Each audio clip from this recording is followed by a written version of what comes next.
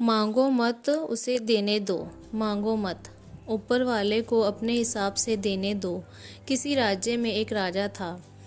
राजा अक्सर गांव-गांव जाकर और प्रजा और लोगों की समस्या को सुनता था और उनमें सुधार की पूरी कोशिश करता था।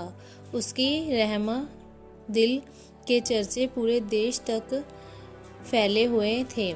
ऐसे ही एक बार राज्य किसी गांव में प्रजा की समस्या को जानने के लिए भ्रमण पर निकले हुए थे।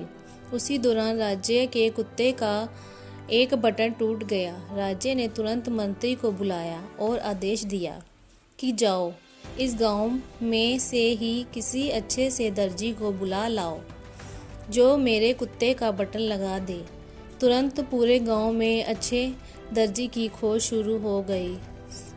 संयोग से उस गांव में एक ही दर्जी था जिसकी गांव में ही एक छोटी सी दुकान थी। दर्जी को राजा के पास लाया गया। राजा ने कहा, मेरे कुत्ते का बटन लगा सकते हो? दर्जी ने कहा, जी हजूर, यह कौन सा मुश्किल काम है। दर्जी ने तुरंत अपने थैले से धागा निकाला और राजा के कुत्ते का बटन लगा दिया। राजा ने खुश होकर दर्जी से कहा, बताओ तुम्हें इस काम के लिए कितने पैसे दूं?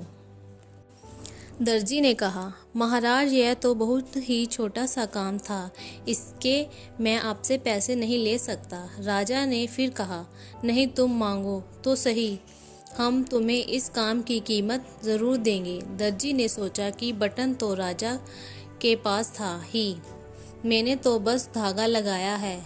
मैं राजा से इस काम के 2 रुपये मांग लेता हूँ।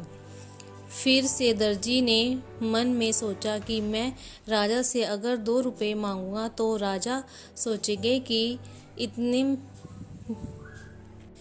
से काम के इतने सारे पैसे मांग रहा है। कहीं राजा यह ना सोचे कि बटन लगाने के मेरे से 2 रुपये ले रहा है तो गांव वालों से कितना लेता होगा यह दर्जी।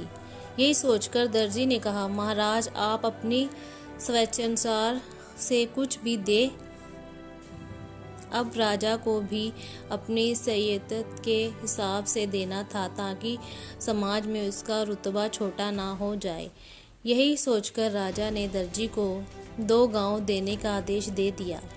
अब दर्जी मन ही मन में सोचने लगा कि कहाँ मैं तो 2 रुपये मांगने की सोच रहा था और कहाँ राजा ने 2 गांवों का मुझे मालिक बना दिया। दोस्तों, हम लोग भी उस दर्जी के समान अपनी क्षमता से सोचते हैं और भगवान से कुछ ना कुछ अपने हैसियत से मांगते हैं, लेकिन क्या पता ईश्वर हमको उसकी देने की क्षमता के अनुसार कुछ अच्छा और बड़ा देना चाहता हो। गीता में भगवान श्री कृष्ण ने कहा भी है कि कर्म करो, फल की इच्छा मत करो। जब आप भगवान पर सब कुछ छोड़ देंगे तब वह अपने हिसाब से आपको दे देगा।